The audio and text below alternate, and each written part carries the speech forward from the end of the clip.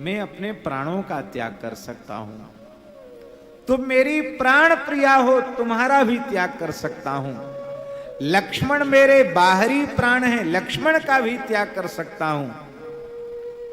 लेकिन इन ऋषि मुनि महात्माओं की, ब्राह्मणों की रक्षा की प्रतिज्ञा, गोरक्षा की प्रतिज्ञा, ब्राह्मणों के रक्षा की प्रतिज्ञा, ऋषि मुनि महात्माओं के रक्षा की प्रतिज्ञा का मैं त्याग नहीं करता।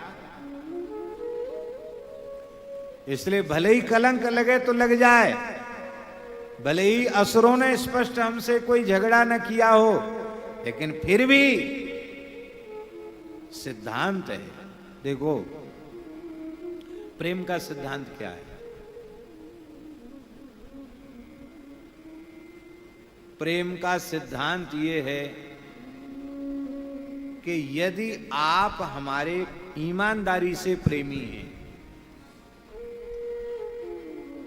तो हमसे जो प्रेम करता है उससे प्रेम आपको करना चाहिए। ध्यान में आई बात।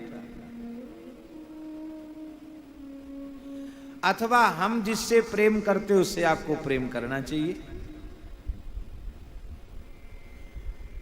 संतों से प्रेम क्यों करना चाहिए? इसलिए करना चाहिए कि संत भगवान से प्रेम करते हैं, भगवान संतों से प्रेम करते हैं। तो यदि हम भगवान से प्रेम करते तो हमें संतों से प्रेम करना चाहिए। इनसे प्रेम करें, संतों से प्रेम न करें तो भगवान राजी नहीं होंगे। भगवान गाय से प्रेम करते हैं तो हम गाय से प्रेम करें तो भगवान के हम प्रिय हो जाएंगे। भगवान ब्राह्मणों से प्रेम करते हैं, ब्राह्मण देव हैं, हम ब्राह्मणों से प्रेम करें, भगवान हमारे ऊपर प्रसन्न हो जाएंगे। जैसे प्रेम का सिद्धांत है वैसे ही आप किसी से प्रेम करते हैं और आपके उस प्रेमास्पद से कोई शत्रुता करता है, तो यदि ईमानदारी से आप सच्चे प्रेमी हैं तो जो दूसरा व्यक्ति आपके प्रेमास्पद से शत्रुता कर रहा है, भले ही आपका उससे कोई लेना देना नहीं हो, लेकिन यदि हम जिससे प्रेम करते हैं उससे किसी की शत्रुता है तो प्रेम का सिद्धांत कहता है कि वो मेरा पहला शत्रु है। भले ही हमारा स्पष्ट कोई विरोध न हो, लेकिन यदि हमारे प्रेमी से उसका विरोध है तो वो हमारा विरोधी है।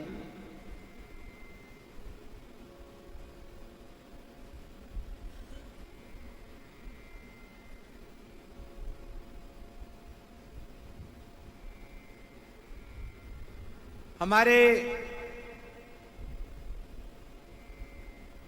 एक महापुरुष थे, एक विशेष कारण से हम नाम नहीं ले पा रहे हैं।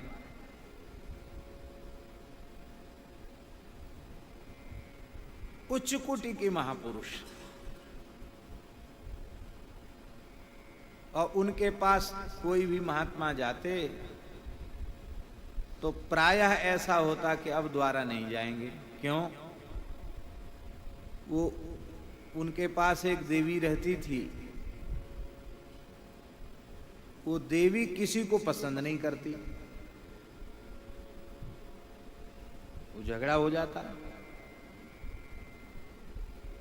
अब महात्मा तो बेचारे किसी देवी की उटपटांग कैसे सुनेंगे, नाराज हो, झगड़ा हो जाता। पर हमारे पूज्य गुरुदेव भक्तमाली जी महाराज अंतिम क्षण तक, जब तक महाराज जी रहे तब तक महाराज जी का विरोध, उन महापुरुष से तो प्रेम था ही, घनिष्ठ मित्रता थी, देवी से भी कभी विरोध नहीं हुआ। तो एक बार किसी ने कहा कि महाराज जी आप तो, आपके लिए तो वहां पलक पावड़े बिछा के बैठे रहते हैं, प्रतीक्षा करते हैं, आपका झगड़ा क्यों नहीं हुआ? कभी आज तक झगड़ा नहीं हुआ आपका उस देवी से, क्या कारण है? महाराज जी बोले हमारा झगड़ा इसलिए नहीं हुआ क्योंकि हम प्रेम का सिद्धांत जानते हैं। क्या प्रेम का सिद्धांत है? बोले हम अमुक महापुरुष से प्रेम करते हैं और वो महापुरुष किसी से प्रेम करते हैं, उसमें लाख दोष दुर्गुण हो, पर जिससे हम प्रेम करते हैं यदि उसका वह प्रेमी है तो हमें उसमें कभी दोष नहीं देखना, हमें उसका कभी तिरस्कार नहीं करना, हमें उसकी कभी निंदा नहीं करनी। तो हम उन महापुरुष से ज्यादा उस देवी का आदर करते हैं जिसके प्रति महापुरुष का अनुग्रह है, प्रेम है। इस कारण से आज तक हमारा झगड़ा नहीं हुआ। बोलो भक्तवत्सल भगवान की जय। जय जय श्री राधे। श्री जानकी नाथ भगवान की जय। हम लोग बड़े सौभाग्यशाली हैं। श्री रेवासा महाराज कृपा पूर्वक पधारे हैं।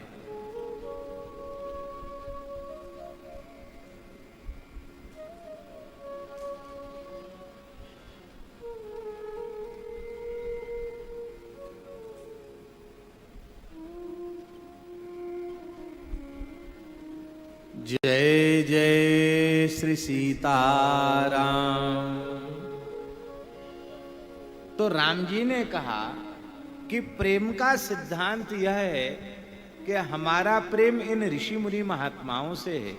इन महात्माओं से यदि कोई अकारण द्वेष करता है तो भले ही उसने स्पष्ट हमसे बैर नहीं किया, पर हम उनका वध जरूर करेंगे। इन महात्माओं ने क्या बिगाड़ा? इनका वध इन दुष्टों ने किया है। इनको खा खा कर हड्डियों का ढेर लगा दिया, पहाड़ लगा दिया, और तुम कहती है कि कोई कारण ही नहीं है। मैं अवश्य ही उनका विनाश करूंगा। श्री किशोरी जी ने कहा, हे प्रियतम, मैं आपसे एक क्षण के लिए अलग नहीं रह सकती।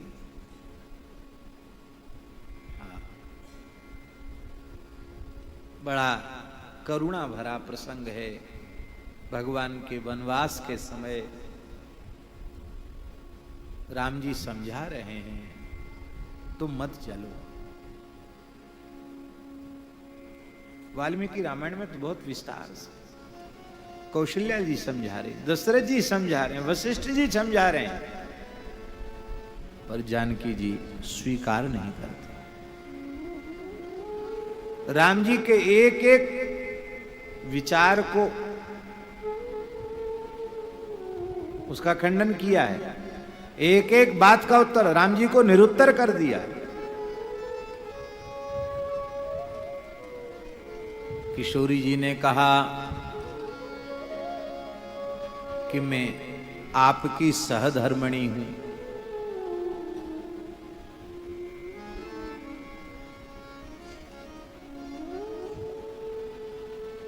मेरे पिता ने कन्यादान के समय क्या कहा था? हे राघव सहधर्मचरी तव, ये आपकी सहधर्मचरी है। प्रतीक्ष चैनाम भद्रम ते पाणिं गृहिणी स्वपाणिना। रामभद्र तुम्हारा कल्याण हो, मेरी पुत्री का पाणी ग्रहण कीजिए, तुम्हारी सहधर्मचरी है। आप अपने पिता के सत्य की रक्षा करना चाहते हैं, मैं अपने पिता के सत्य की रक्षा नहीं करूंगी। मेरे पिता जनक जी ने कहा है तुम्हारी सहधर्मचरी है।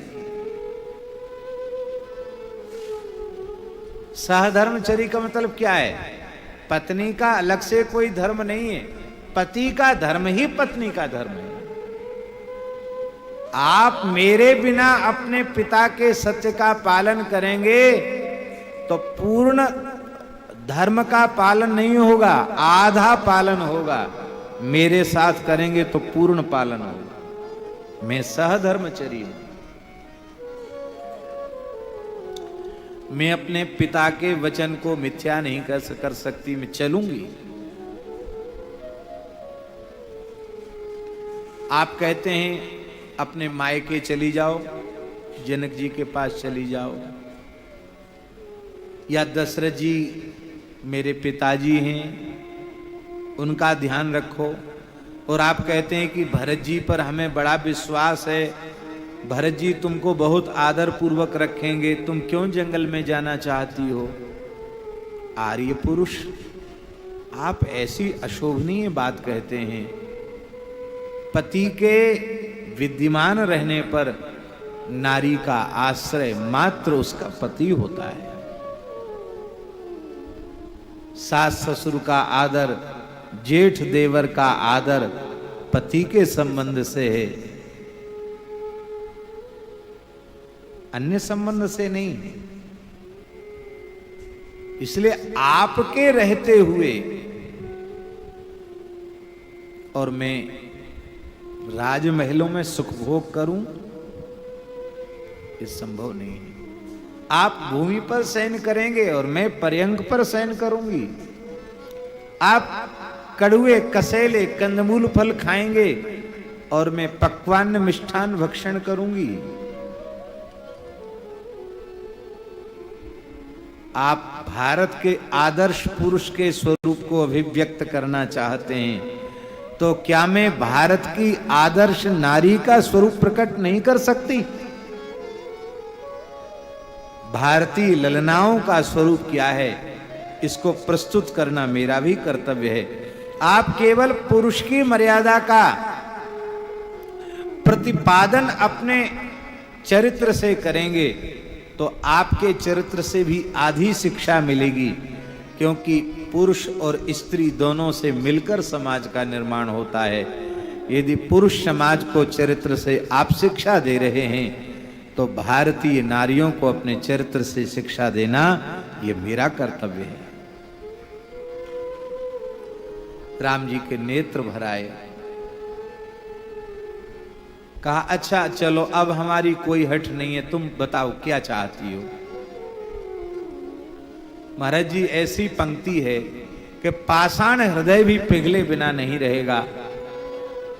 श्री जानकी जी कह रही हैं, अग्रतस्ते, क्या महर्षि की लेखनी है, अग्रतस्ते गमिष्यामि,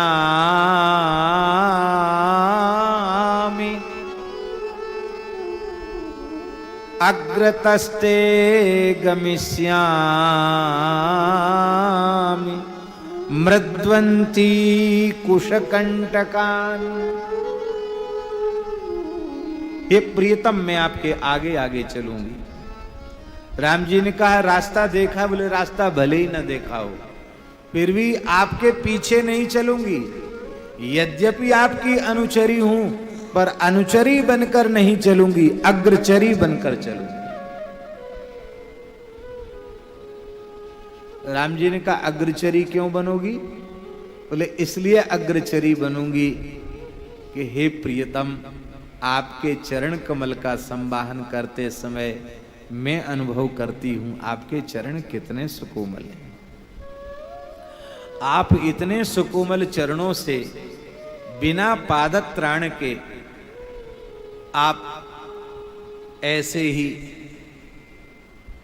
अनावृत चरणों से आप जंगल में जा रहे हैं।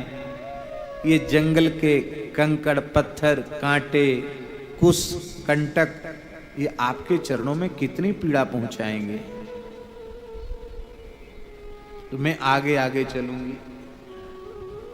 मेरे आगे चलने से जो कांटे, कंकड़, कुश के तीखे ठूंठ आपके चरणों में लगने वाले हैं, मैं अपने चरणों के स्पर्श से उनको मृदु बनाते हुए चलूंगी, आपके मार्ग को अकंटक बनाते हुए चलूंगी। राम जी ने कहा हमारे चरण बहुत कोमल हैं और तुम्हारे चरण बहुत कठोर हैं। हमें खबर है तुम्हारे चरण कितने कोमल हैं। जिसमें किशोरी जी जनकपुर से डोली में बैठ के आईं और जब महल में उतरी तो डोली से उतर के कुछ तो चलना ही पड़ेगा ना। तो उसी समय तीनों माताओं ने, श्री कौशल्या, केकई, सुमित्रांबा ने करोड़ों करोड़ों कमल पुष्पों का पराग पूरे महल में 4-4 अंगुल बिछवा दिया था। कमल के पराग पर मेरी बहू चले, लेकिन अभी तुम 2 पग ही चली थी कि तुम्हारे अधर सूख गए, तुम्हारे कंजदल नेत्र कुम्हलाने लगे।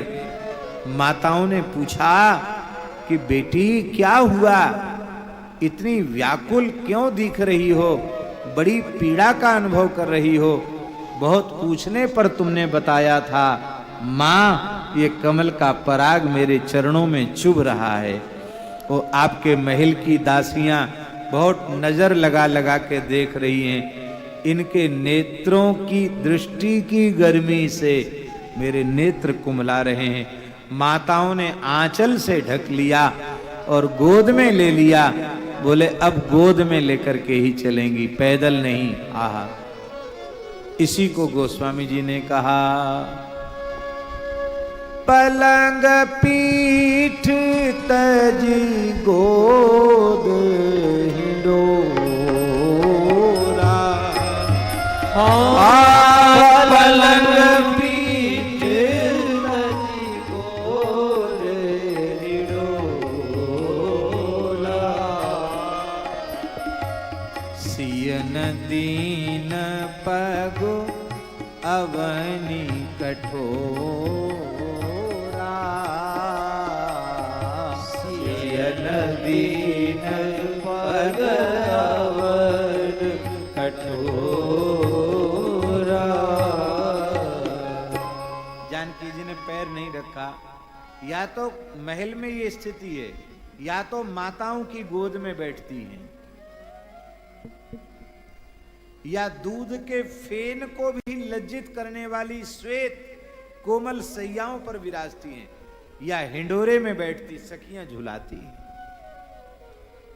कठोर मणिजत्र भूमि पर चरण नहीं पधराती, इतनी सुकोमला हो तो हमसे ज्यादा कोमल तो तुम्हारे चरण है। समस्या का समाधान थोड़ी होगा, आपके चरण रक्त रंजित हो जाएंगे। किशोर जी ने कहा नहीं, बिल्कुल नहीं, आप हमको आगे करके तो देखो। क्यों? मैं भूमि जा हूं, भूमि पुत्री हूं, और ये शिल तृण कांटे कंकड़ ये भी धरती से पैदा हुए हैं, इस नाते से मेरे भाई लगते हैं। तो अपनी अत्यंत प्यारी प्यारी कोमल अंग वाली बहन को देखकर, उनके चरण को देख करके ये कुश कंटक सिल तृण आदि अपनी कठोरता अपनी क्रूरता का त्याग कर देंगे, माखन से अधिक कोमल भूमि हो जाएगी। और मैं चाहती हूं कि राम जी मक्खन के ऊपर चल करके जंगल में जाएं, इसलिए मैं आगे आगे चलूंगी। इसलिए हम निवेदन कर रहे हैं कि कृत्स्नम रामायणम प्रोक्तम सीतायाश्चरितम महत्।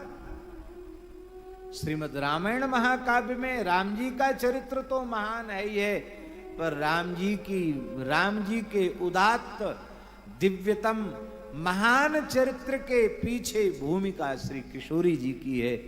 रामायण प्रणयन का प्रयोजन रामचरित्र की महत्ता प्रतिपादन करना गौण प्रयोजन है, मुख्य प्रयोजन है सीतायाश्चरितम महत्। श्री जानकी जी का चरित्र सर्वोपरि है।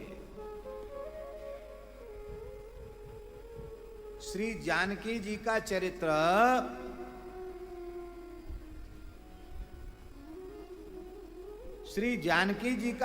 सर्वोपरि है।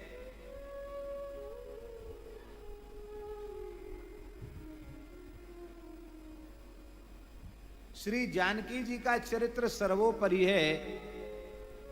इसी रूप में प्रतिपादन करने के लिए श्री जानकी महर्षि वाल्मीकि ने रामचरित रामायण महाकाव्य को लिखा है।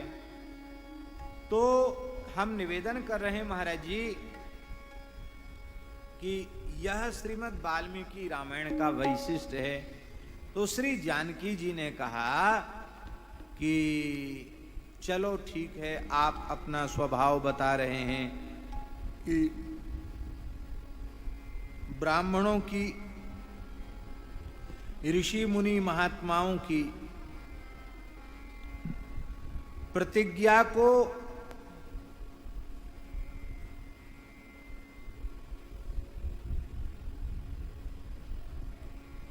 पूर्ण करने के लिए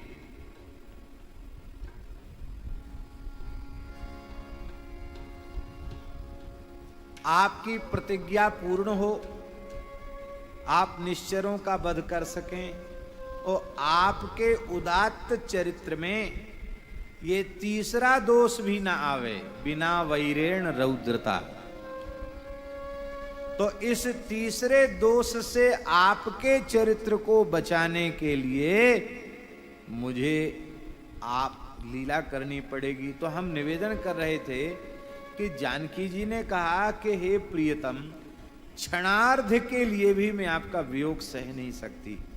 यदि वियोग सहने में समर्थ होती जानकी जी तो राम जी के इतना समझाने पर रह जाती, अयोध्या रह जाती, और नहीं तो जनकपुर चली जाती।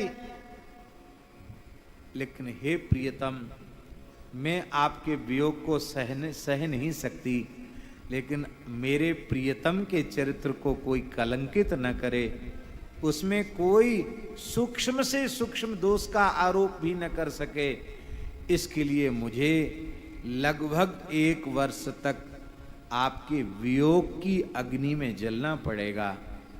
इसलिए वियोग की अग्नि में तो मैं जलने वाली हूं ही, आप मुझे अग्नि में स्थापित कर देना और प्रतिबिंब के रूप में मैं कार्य करूंगी।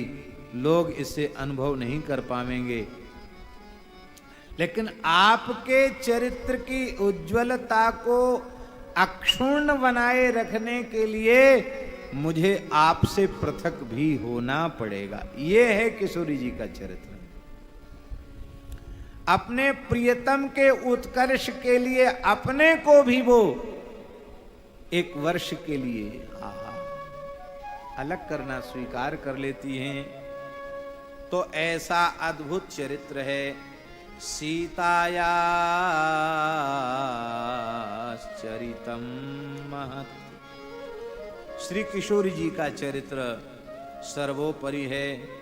बोलो भक्त वत्सल भगवान की जय। श्री राम जय राम जय जय राम। श्री राम जय राम जय जय राम। श्री राम जय राम जय जय राम।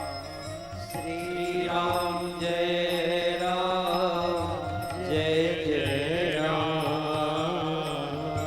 श्री राम जय राम जय जय राम। श्री राम जय राम जय जय राम। सीताराम जय सीताराम। सीताराम जय सीताराम। सीताराम जय सीताराम। सीताराम जय सीताराम। राधे श्याम जय राधे श्याम। राधे श्याम जय राधे श्याम। सीताराम जय सीताराम। सीताराम जय सीताराम। सीताराम जय सीताराम।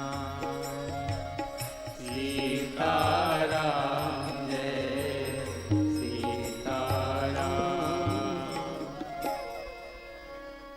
श्री सीता रामचंद्र भगवान की जय।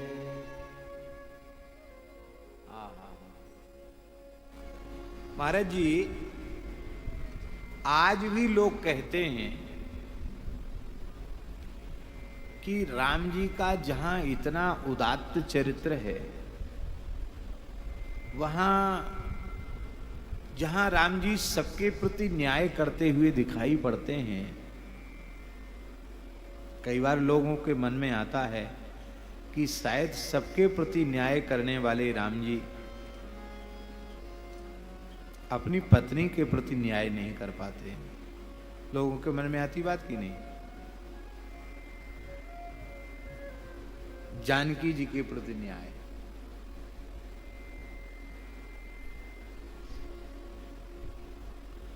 हम दोनों बातें निवेदन करेंगे।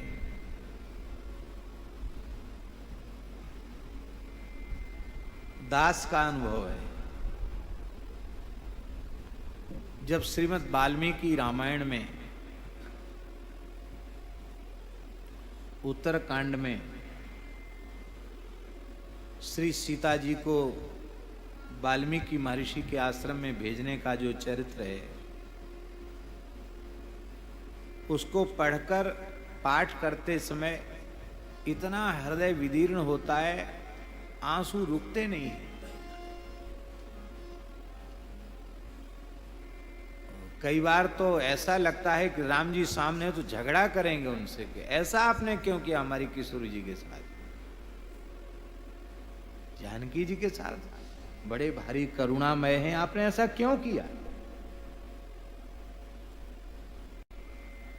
क्या परिस्थिति है? आप तनिक विचार तो कीजिए। जिन सीता की शुद्धि प्रमाणित हो चुकी, और शुद्धि तो ये तो ऊपर की बात है, अशुद्ध हुई हो तब ना शुद्धि की बात चले। अरे बातें ही खत्म हो गई कि प्रतिबिंब सीता हैं जो रावण के यहाँ रही हैं, वो वेदवती हैं, विदेहराज नंदिनी जानकी नहीं है, वो तो अग्नि के पास थी, अग्नि पुनः समर्पित कर रहे हैं। तो उन सीता को तो कलंक की बात ही नहीं है, दूर दूर तक बात नहीं है। और वेदवती सीता भी सर्वथा निर्मल निष्पाप और पवित्रा हैं, वे पुनः अग्नि में समाहित हो गई हैं। और राम जी सर्वांतर्यामी हैं, उनसे कुछ छिपा हुआ नहीं है। तो क्या वे जानते नहीं हैं मेरी प्राण वल्लभा मुझसे अभिन्न है? इनमें विकृति की संभावना, अशुचिता की संभावना इनके चरित्र में स्वप्न में भी संभव नहीं है। जिनकी कृपा से बड़े बड़े दुष्ट भी सज्जन हो जाते हैं। हम लोग एक बार पुकार लें किशोरी जी को, देखिए कितनी प्रसन्न हैं। जनक सुता जग जननी जानकी, जनक सुता जग जननी जानकी, अतिशय प्रिय करुणा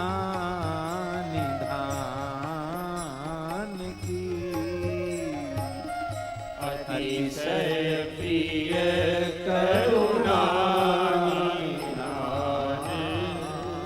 की,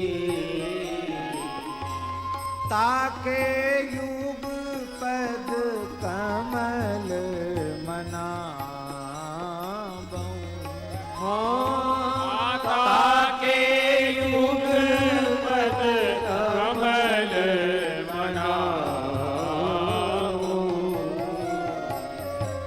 जासु कृपा निर्मल मति पावं,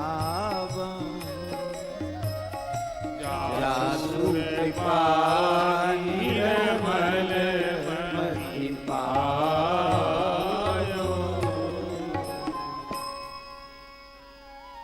जिनकी कृपा से निर्मलता प्राप्त होती है जीव को, उनके जीवन में मलिनता राम राम संभव ही नहीं।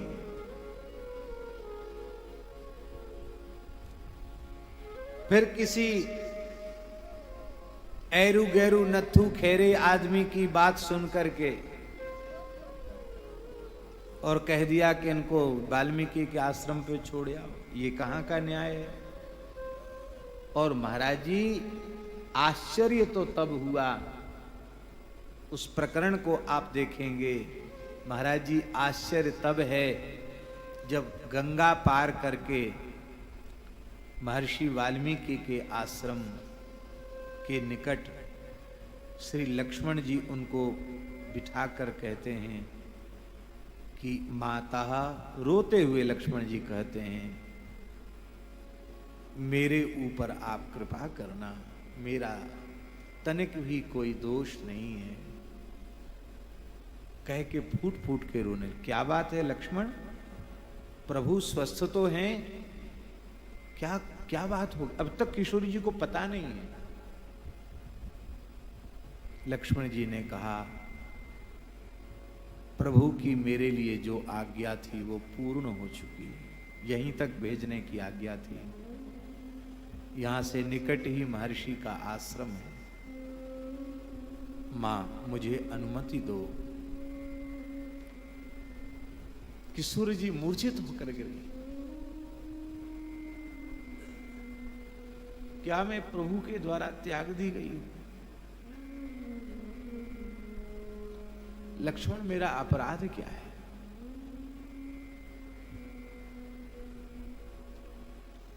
प्रभु का तेज मेरे गर्भ में सुरक्षित है। इस अवस्था में, गर्भ में संतान हो, इस अवस्था में त्याग।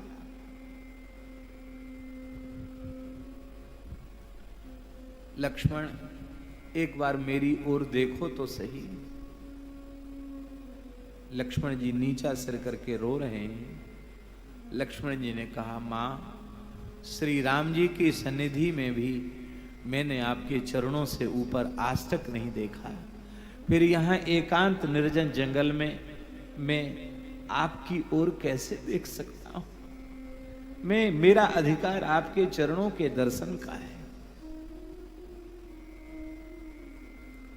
लक्ष्मण जाओ, यदि मेरे प्रियतम की प्रसन्नता इसी में है तो मैं इसे भी स्वीकार करूंगी। जाओ, मेरी आज्ञा है, जाओ।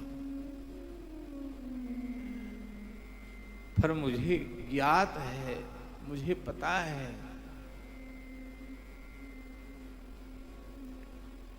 कि वे मुझसे बहुत अधिक प्रेम करते हैं। वे मेरे वियोग को सह नहीं सकेंगे। और कथनचित मेरे वियोग में उनके धर्म का लोप होने लग जाए तो लक्ष्मण, ये तुम्हारे लिए मेरी आज्ञा है, उनके धर्म का लोप नहीं होना चाहिए। ऐसा न हो कि मेरे वियोग में संध्या छोड़ दें, जप छोड़ दें, यज्ञ छोड़ दें, क्योंकि धर्माचरण का आदर्श प्रस्तुत करने के लिए प्रभु पधारे हैं। मेरे वियोग का शमन मीठी बात करके करते रहना। लक्ष्मण जाओ। लक्ष्मण जी नौका में बैठकर पार भये हैं और किशोर जी मूर्छित होकर के गिर गए।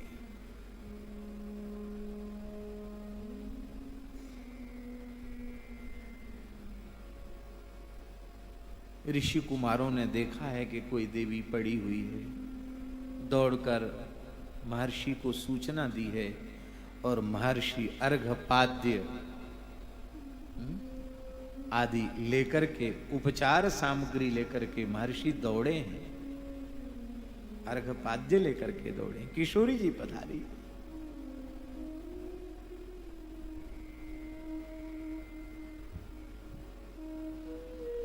क्या आवश्यक था?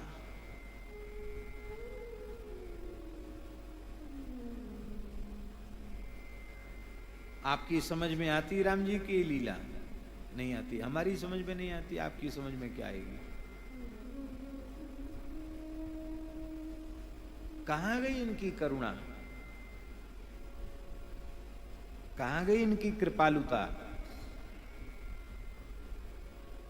अरे कुत्ते के भी साथ न्याय करने वाले प्रभु गीध को भी अपने पिता का आदर देने वाले हमारे सरकार बेश्री किशोरी जी के साथ ऐसा व्यवहार। बात समझ में नहीं आती, अटपटी है बात। तो क्या राम जी के द्वारा यह अनुचित किया गया क्या? बोलिए। यदि अनुचित किया गया तो फिर उनका चरित्र आदर्श कैसे?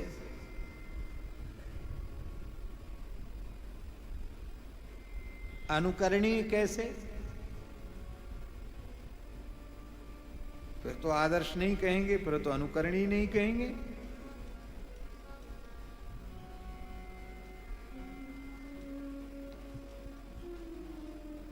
यह बात स्थूल विचार वाले जो लोग हैं, मोटी बुद्धि वाले जो लोग हैं,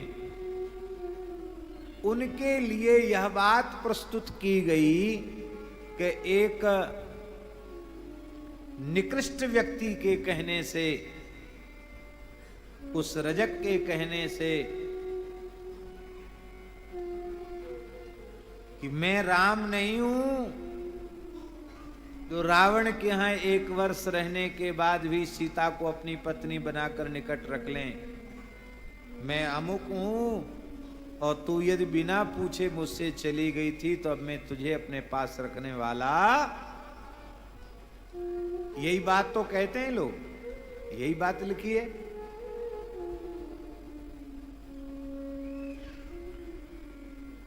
ये बात तो स्थूल बात है, बाकी सूक्ष्म बात यह है कि श्री राम जी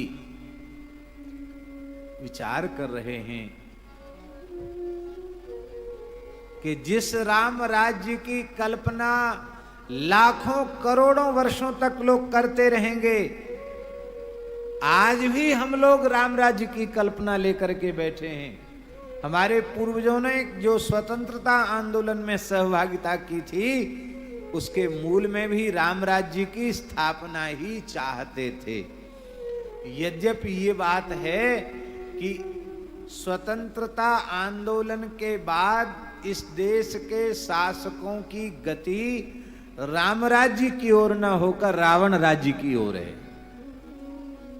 राम राज्य की ओर गति नहीं है इनकी। ये चर्चा राम राज्य की करते हैं और एकदम रावण राज्य की ओर चल रहे हैं।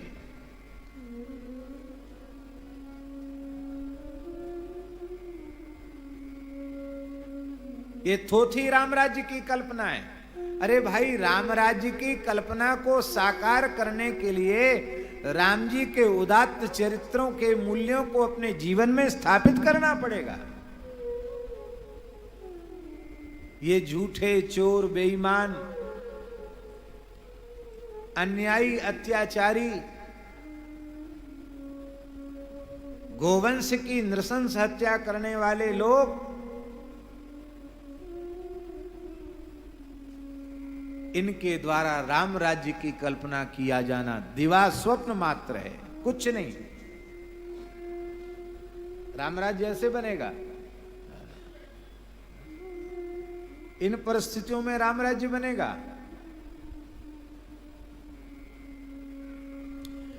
राम जी चाहते हैं कि जिस राम राज्य की कल्पना जब तक ये सृष्टि रहेगी तब तक लोग करते रहेंगे कि यदि उत्तम राज्य है तो वो क्या है? श्री राम राज्य। कैसा है राम जी का राज्य? उत्तम राज्य। लाओ भैया मानस जी की पोथी लाना।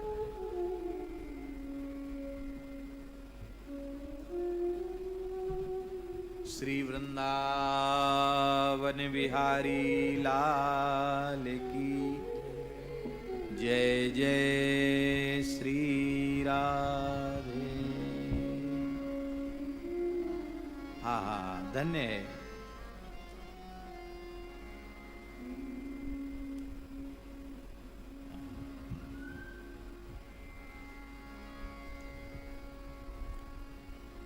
कुछ चौपाई दो चार। सब राम राज्य में प्रजा कैसी है?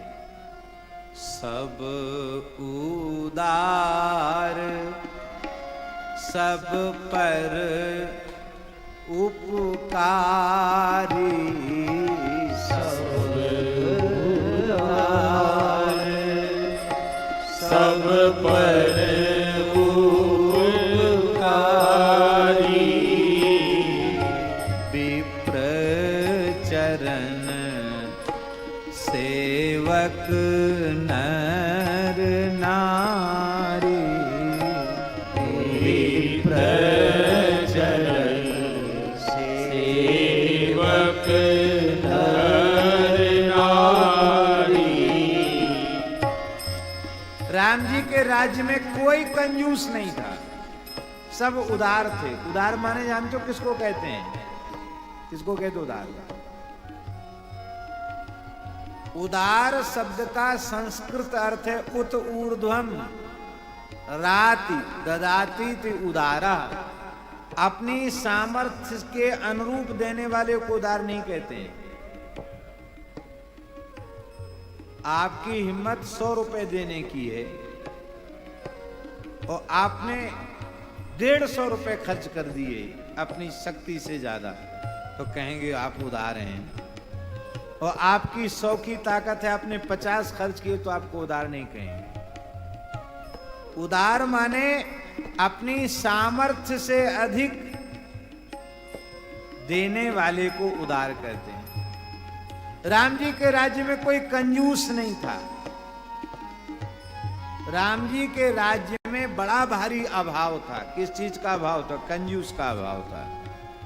किसका अभाव था? कोई कंजूस था नहीं। सारी धरती पर खोजने से कोई कंजूस नहीं मिलता था। एक महात्मा सुनाते थे महाराज जी के 2 भाई थे, बड़े भारी लोभी थे।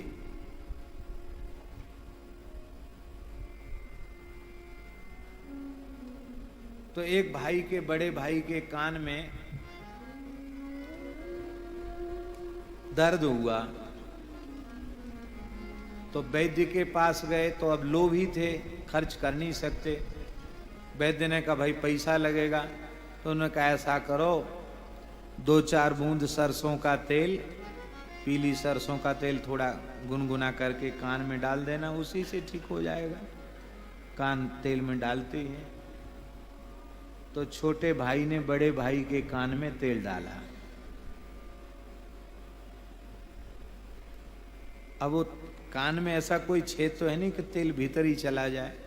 1-2 बूंद होने के बाद बाहर तो आता है। अब उसको बड़ा पश्चाताप हुआ कि अरे राम राम, इतना तेल बर्बाद हो रहा है। तो उसने क्या किया कि कान को चूस लिया।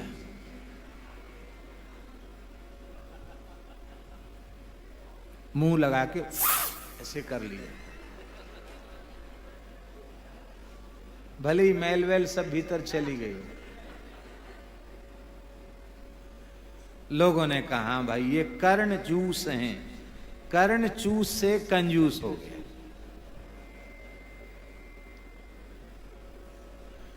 तो उन महानुभाव का छोटे भैया का नाम पड़ गया कंजूस। और दूसरे थे,